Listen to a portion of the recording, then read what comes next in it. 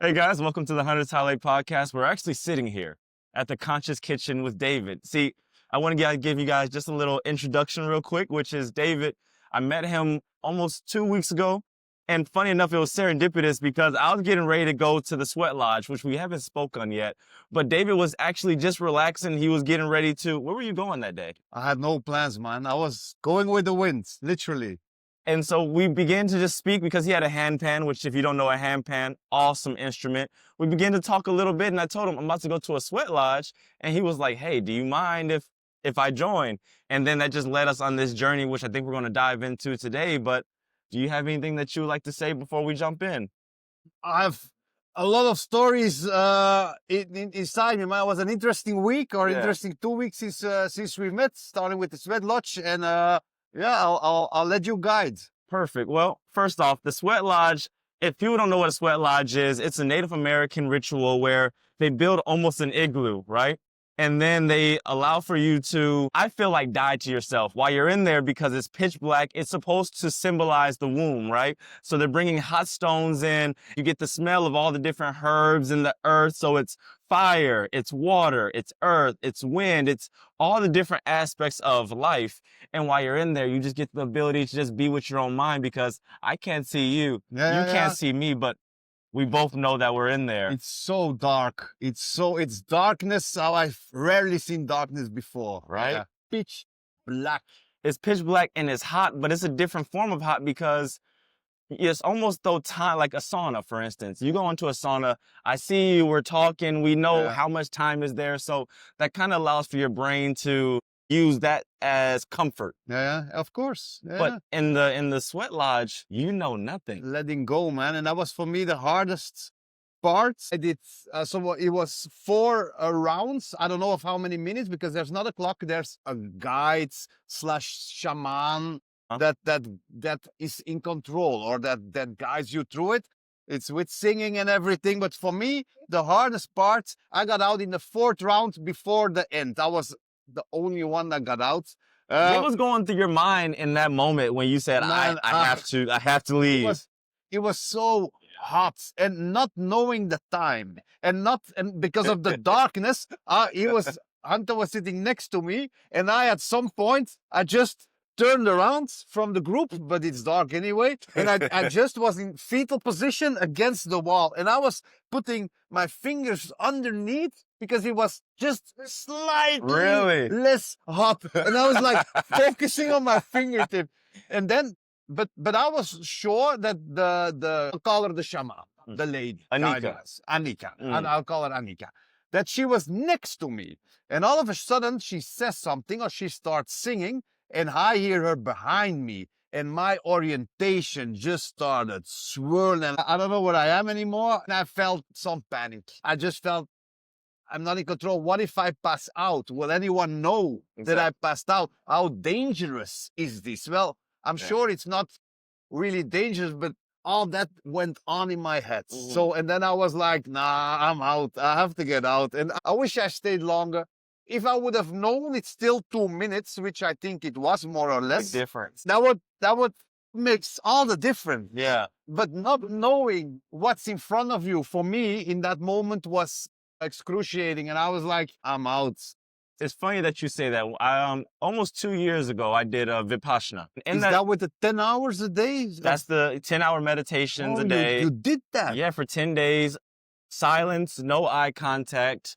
I didn't know you did that, man. Like a friend of mine did that, and he's like deep into the plant medicine and everything. And he's just like, that was one of the hardest things I've ever done. Hard, man. Just being alone with your thoughts. So if you remember inside the Sweat Lodge, we kind of laid down because we had that type of freedom, right? Yeah. But I'm not really good at being crisscross applesauce, legs crossed. I don't have that hip mobility, right? Yeah. So I tend to find my legs stretched out or kind of leaning during my meditations. But one session, I say, you know what?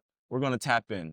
We're going to go the full hour. We're not going to move. We're just going to be in that Zen mode because they teach you a meditation where you focus from the top of your head and feel the vibration all the way down to your feet, feeling all the sensations. So I said, this session, I'm going to go the whole distance.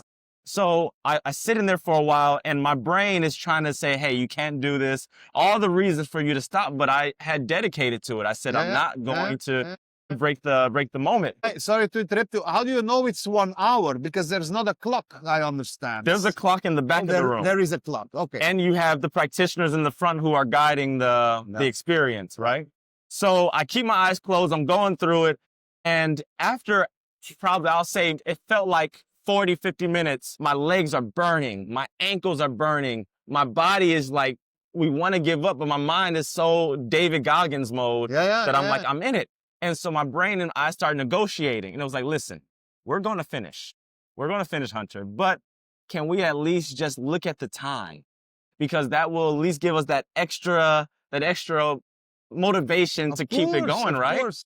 And so I was like, we're not going to stop. And my brain was like, no, we're not going to stop. So I said, okay. I opened my eyes and I looked to the back of the room and I see that we started, it's only been 30 minutes. It hasn't been nearly how long I thought it was. So my body said, we can't do it. My legs shot out. I got into my comfortable position and I was like, I can't. Maybe next time.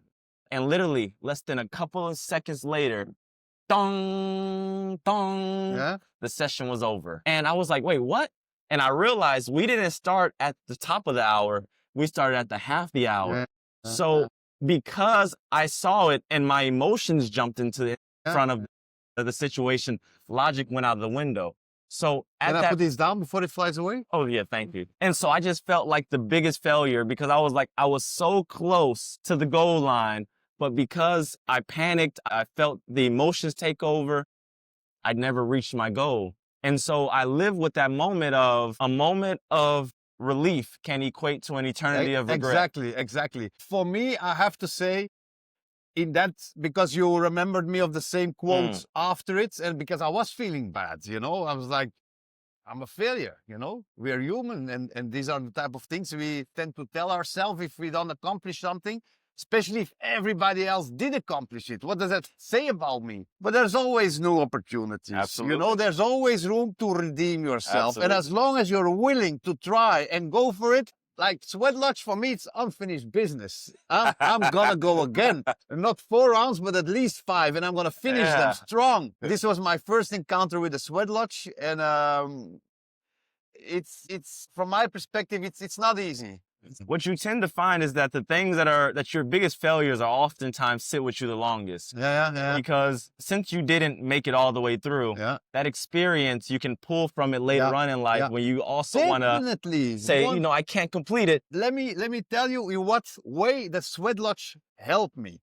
So I did an ayahuasca retreat last weekend. Today is Tuesday. I did an ayahuasca retreat just now. The Sweat Lodge was a week before, if I'm not mistaken. For me, finishing the Sweat Lodge early, failing, gave me like the power to, okay, but we are still in the Sweat Lodge. And I kept eating clean. And I can imagine if I would have succeeded in finishing the Sweat Lodge, that evening I would have gone for a beer, maybe smoke a cigarette because I deserve it. And so for me, I tried to see it positive. Like I was like, okay, we are still fighting. We are still, because the Sweat Lodge, unfinished business. And I was, I was strict with myself during the week following the Sweat Lodge because I got out early. So I think if I can go back, I wish I would have finished it, but I didn't. So I have to play with that hand of cards now.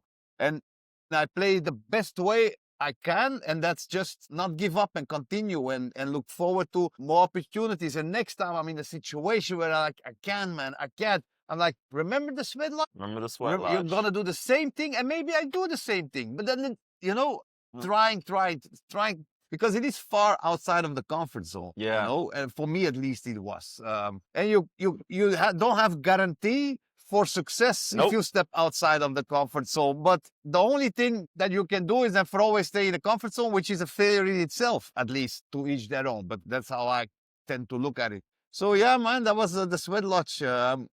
Whatever, but I let you guide. But whatever, I have a story about ayahuasca that I can link to the Sweat Lodge too. Well, I'm interested. I mean, most people that follow me by this point have heard of ayahuasca. Because I've talked about it, I've interviewed ayahuasca practitioners. So we have an understanding of ayahuasca, but actually going through it and somebody who I can resonate with because I've seen you in the fire, literally the fire. What was it like for you?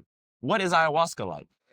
what I can say, I have to be very careful because I am about to speak about something that is way more wise, powerful, beautiful than any of us combined.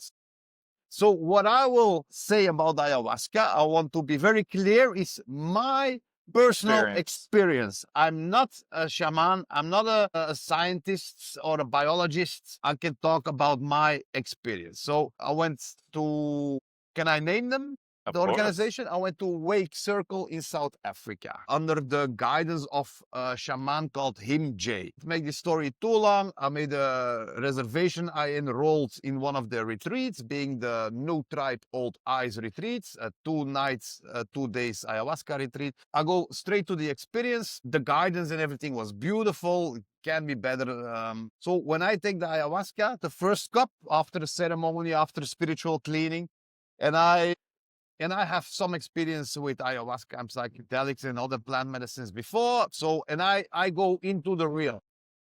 It's beautiful and it's very kind. It's very beautiful. And I'm like, yeah, but I'm not here for beautiful. You're not in a sweat lodge because it's beautiful. You're in a sweat lodge because you have negativity in you that you want to burn out, you know? Yeah. It's a teacher. It's a teacher. You can go if you're looking for beauty, you will find that.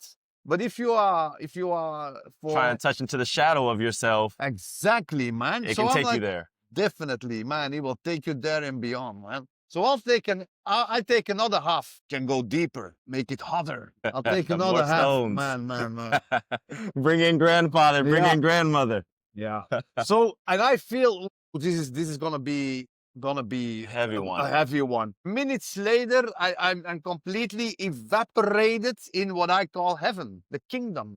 And I'm not looking at it. I'm part of it. Everything. Meanwhile, Him J is going on his drum. He's guiding you through it, and your left and right people start. They just start purging. It's called purging, where everything comes out, everything we've been holding on to that you often don't realize, you know.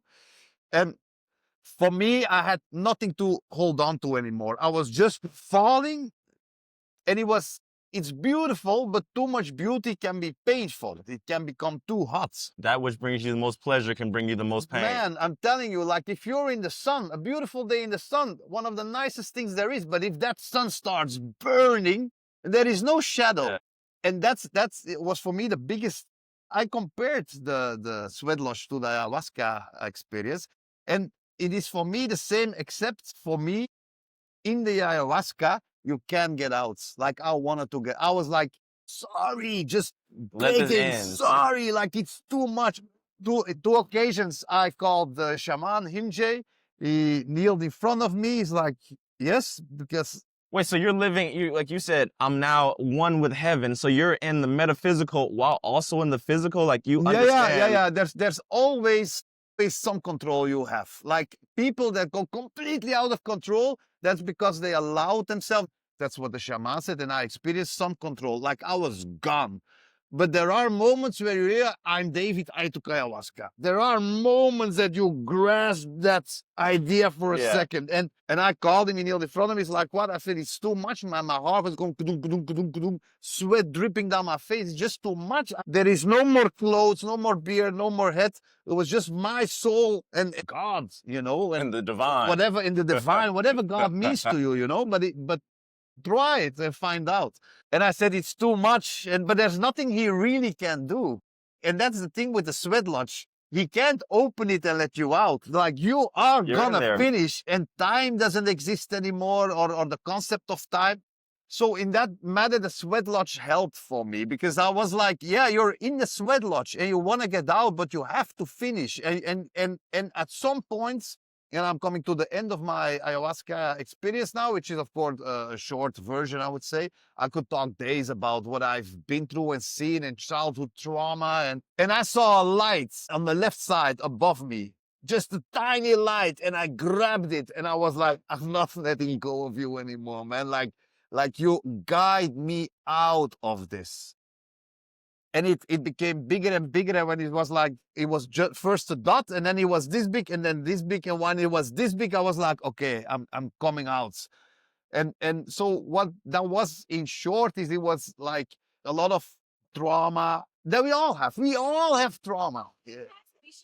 We all have things. It might be hiding, but we are not enlightened. We are humans and we have darkness. We carry darkness in us. And that darkness, at least for a part, gets burned out. And that's not a nice sensation. Ayahuasca isn't nice, At least my experience wasn't nice. What's nice is when the purging, where you puke everything out, when that comes to an end and you see that light, then there is such a weight that is taking off of you. Yeah. My experience. So again, I see resemblance in the sweat lodge and in my ayahuasca, whereas in the ayahuasca, I truly was at some point, I was like, I want out. I want this.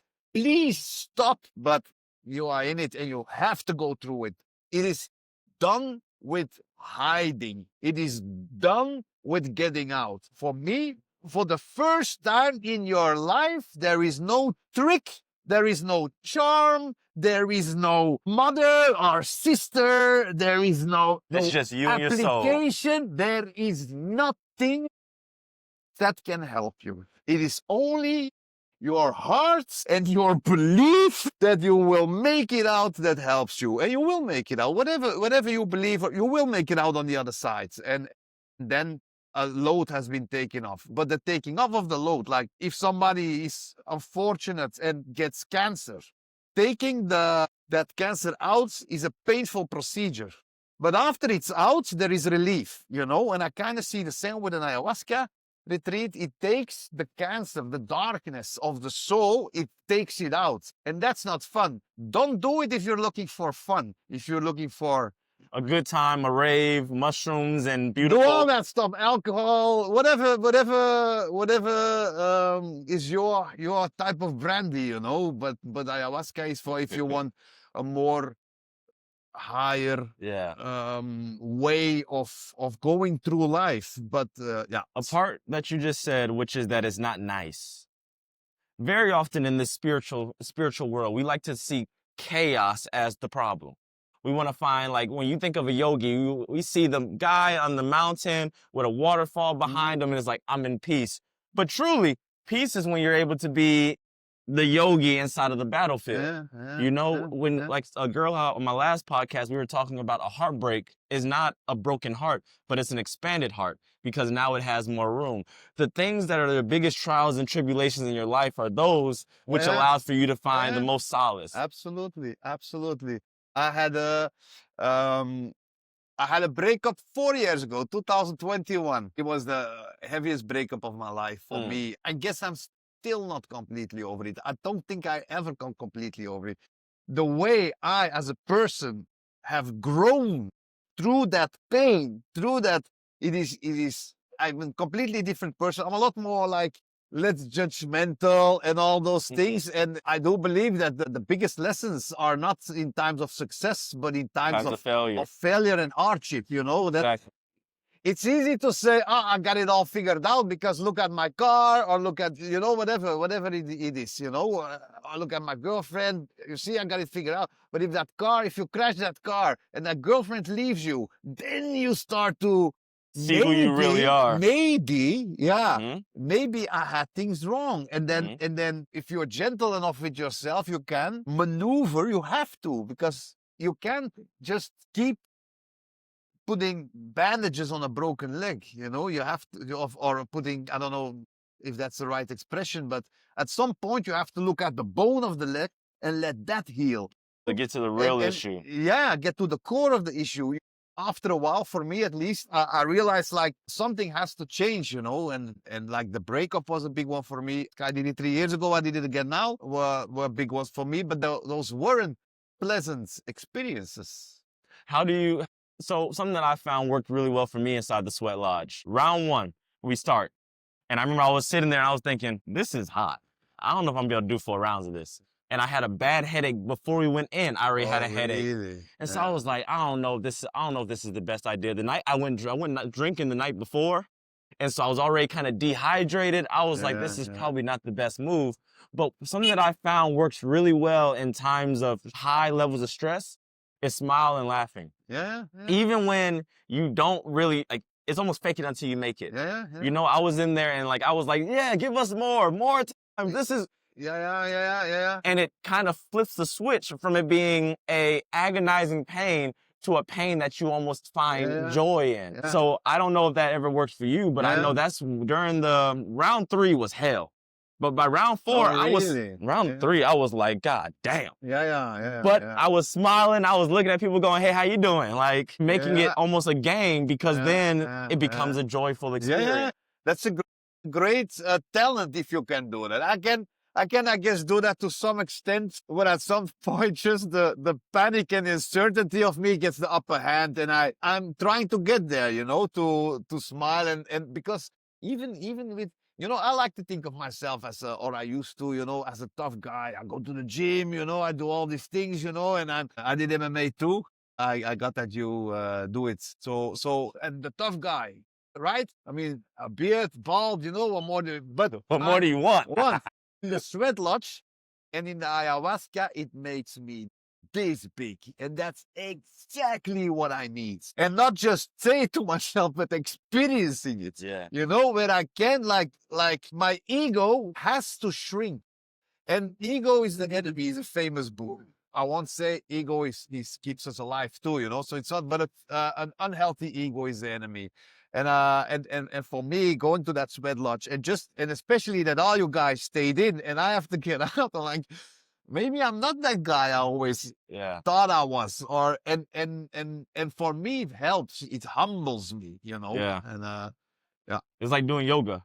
And you have small Chinese women who are staying in the position perfectly and you're struggling, sweating. It's like our exterior, you can build it up, but if the mind doesn't resemble it, then it's almost disjointed. It's like your mind is one place, but your body's another place, and the world sees you based off of your exterior, but the inside may not actually replicate that. So we're constantly trying to build up our internal by what I say, testosterone is the ability to overcome test, you know? And so that's why for myself, I constantly do things that try to put me in positions where I'm thinking, whew, this is hard. Because challenge yourself. Then you can grow from it.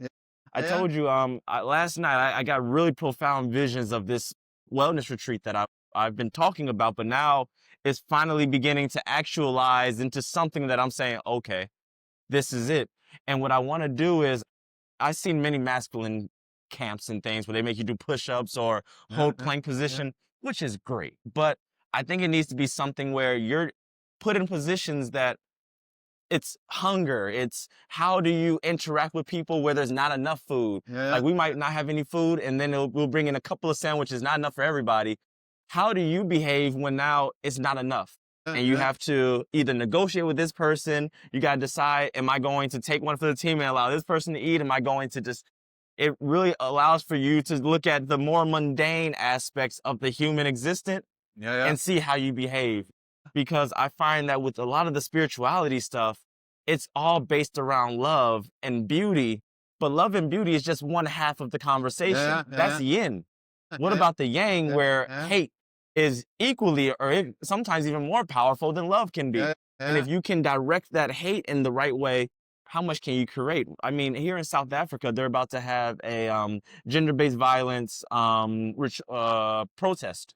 There's a difference between I love women and I hate violence against women. They bring out two levels of energy. And I think that as the wellness retreat, or wellness space, we always go after what we love, but we neglect that which we hate because the hate is the dark side of the mountain. That's where I feel like as men, we need to play a lot more often than in our shadows. Absolutely, man. And that's why I think these uncomfortable, bringing yourself in uncomfortable situations like the sweat lodge, but even if it's for you, like running a marathon or doing getting in those things that you didn't thought were possible and then bring you away from comfort. I remember, I don't know if that's necessarily relevant to what you just shared, but it was winter and I was having a bad day and I decided to take the bicycle to my friend, which is just like 12 kilometers, not that far, but it was dark already.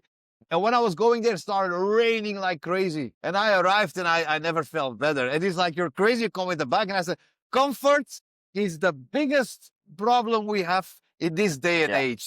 Everything is constantly built to make us more and more and more comfortable and more and faster and instant. And we kind of miss that.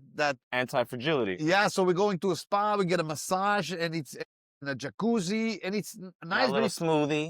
yeah, it's again focused on offering more and more comfort. Where if you climb a mountain barefoot, the feeling you have on top of that mountain, not a jacuzzi and not a smoothie can compare that feeling. Yeah, just the thoughts. There's a book. It's called Anti-Fragility. It talks about how machine, the more you use it, the more you beat it up, the worse it becomes. Yeah. But organic organisms, the more you break it down, the more you weather it, it becomes stronger. Yeah. You know, yeah, it overcomes. Exactly.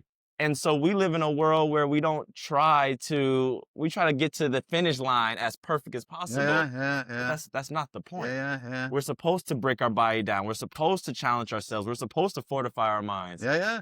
And I think that's why when you just saying, hey, I'm gonna do this sweat lodge, I don't know what it is. I didn't plan this. It's the day of. That's a bigger success than even if you would have stayed in for 4 rounds. Yeah. I'll stay for 4 rounds next 5 time. rounds, Though. sir. Yeah, 5 rounds next 5 time. rounds. And you'd be surprised how much you can endure if you have no other option than to endure it. You know what I mean? Like for me, it was again, and of course, it's very now very present in my life. The ayahuasca. Sorry to speak about it so It's at much. it's at the front of your mind. Yeah, of course. So I've been thinking about like what happened there. And the second night, I took it a lot more easy. The shaman said like, tonight we're going in guns blazing. I was like, stuff. I had enough the first night. I think I was like 3-4 hours like deep in it, just nothing to hold on to. Yeah. And but it did show that I can survive that. Even though in the moment I was like, no, I'm not getting out. This is too much. But I got out because there was no other option. I had to. I was and it's gives me faith, that I can endure more than I think I can endure. You mentioned David Goggins earlier. I read his book about You Can't Break Me. Yeah, it can't break me. And he says therein it's like the 30% rule or something, or 20. He says like if you're at 20% of your capacity, your mind already goes in, I'm at 100%, because it is like a safety building. Yeah. But you can go way further. But we don't live in a world anymore where that it's necessary. We can stop after that 20% because we have all this comfort. And when you start talking about the difference between the ayahuasca ceremony and the sweat lodge, you said the ayahuasca ceremony you can't get off. Does that take away some of the fortification that you gain from it? Because the sweat lodge, you can get out. Very good question. How did I experience that? Yeah, I guess so. I guess it was for me like it was minutes of dizziness, puking. They call it purging, not necessarily something physically come out, but the bucket is your best friend. So you are just you just grab the bucket, you drop it, you grab it again, and you're holding it. And I had moments where my mouth was just wide open, and just this flow of dark energy. Just I felt it coming up, but nothing came out, and you are just like, know when you are really sick. Yep. It's like, because you have a stomach and you're puking, or you are too drunk, or you drank too much and you're puking, you're really sick, miserable feeling. But at that point, you're like, if I die, I die. And I have to go through, like you sort of, because you can't open the sweat lodge and get out. Your mind kind of says like, yeah, I have no other option. Let's go. And whatever happens, happens. So, and there is a peace in that. Peace, like I remember one time in a past life, I got into a sticky situation, and I got into a fist fight with several people, and I was by myself. And I ended up on the floor, crawled up, and they was just pounding on me, kicking me. And in that moment, I swear I experienced peace. I was like, yeah, whatever Nothing I can happens, do. there's nothing I can do. That it is now just whatever happens, happens. And it may sound, but I'm telling you, it was in a way, a peaceful moment. I was like, yeah, I'm no longer in control. Like some people hate flying on an airplane. I kind of love it because you're not in control, and whatever happens, happens, and it's up to God now. All you have to do is be at peace in a way.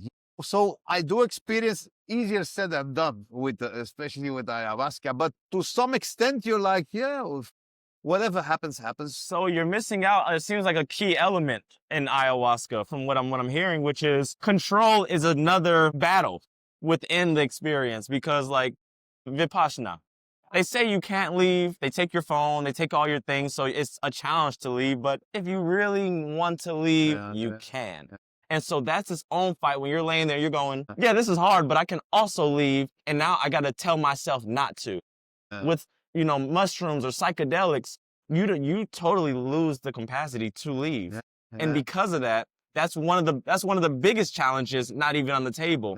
So I think maybe sweat lodges and these things where you have the ability to walk away adds a whole nother element to the overall experience. Yeah, I completely hear you. Yeah. With ayahuasca, I tried. I called MJ 2 times. Help. Yeah. I literally said so. He kneeled, but he's making music for everyone. I'm not alone there. And there's an assistant. It was a beautiful woman, a very wise woman, and they take turns making music. But he's there for all of us, not just for me. So I call him. So it can be all the time. If there's an emergency, he's trained, If there's an emergency, he will give his undivided attention for as long as it's necessary. But he can tell like he's going through a heavy process, but I've seen hundreds of that and worse. So he just kneeled in front of me and again, like I said, help. I'm scared. This is too much. And he just smiled and he said, "She'll be all right." And I was like, damn. And he gets up and he continues. And I'm like, don't leave me. Like, but there's nothing he can do. He can sit there, but it doesn't really help me. Like, and he smiled and he just said, like, "You'll be all right." And then I would say like 40 minutes later, even though time is but in hindsight, let us say it's 40 minutes later, I call him again. Of course, he comes again. He will come as many times as you call him, but whatever. So, and I say, "I'm scared. I feel so bad. I'm so scared." And he said, "This too shall pass." And he got up and he started again on his drum, boom, boom, boom, boom, boom, boom. And this too shall pass, And then, yeah, that was it. But there's nothing he can do. I explained the first time that I did ayahuasca, and I said something before that first time, like, yeah, you have to do it with professionals, which obviously you have to, because if it goes bad, they have to pull you out. But they can't pull you out. Like you're jumping in, and there isn't something you have to go through it. And you will come out on the other side. But if halfway through you say, "Oh, this is too much," there's nothing they can do. No. All they can do is keep singing. Icaros, it's called. It's like songs, traditional songs with lyrics. And they all go about, "Forgive us, we are only humans. Should we stop? Of course not. We should try. And together we will prosper." And that's all like the messages through all these songs. And that's what they can do to help you. But in the depths of the trenches, you hear the music somewhere, but you're like, I'm here by myself. It's a lot. But because I've been focusing a lot about the hard part, when that passes, the space that has been created within you to love more authentically, and it is huge, man. It is. I'm a lot more